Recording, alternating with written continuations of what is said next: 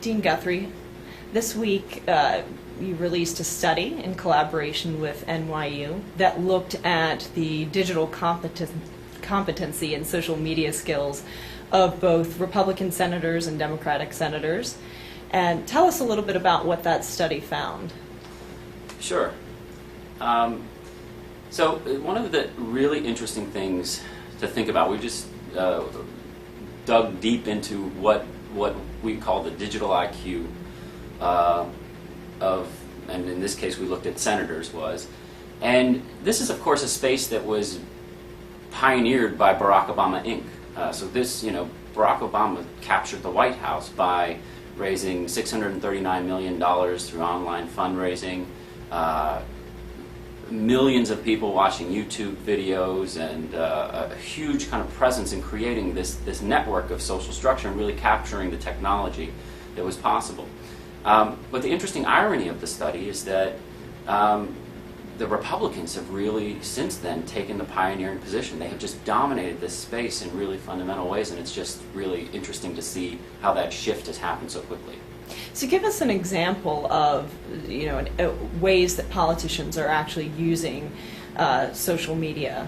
So I'll give you three quick examples that really kind of illustrate this, and they're all on the Republican side. The first is that you have John McCain, who famously said in 2009, "I don't do email."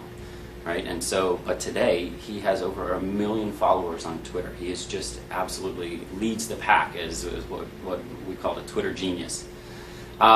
But in some ways, he's not even the most interesting story. The most interesting story is someone like Jim DeMint, who there's a phenomenon with Twitter where actually you can have reverse following, or you can predict reverse following. And so if you follow 100 people, you're likely to get 20 to 30 that will follow you back.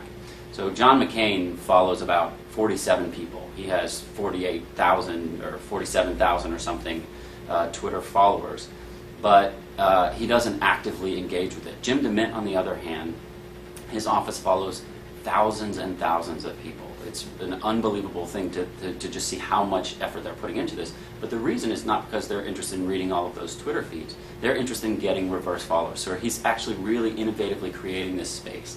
Another example is Scott Brown, who was underfunded, under-recognized in a Democratic stronghold, used social media and just captured the Senate seat.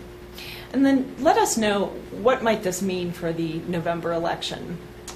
Well, I mean, if you believe in this the way we do, and I'm hesitant to really predict anything too strong, but if you believe that this social media sphere actually has an impact, and I think, again, the case of both Barack Obama and Scott Brown says it does, we think that it could be a pretty red November. But there's also low-hanging fruit for a lot of the Democrats that they're not picking up, and so getting engaged with this, I think, is really the most important issue. Thanks. Thank you.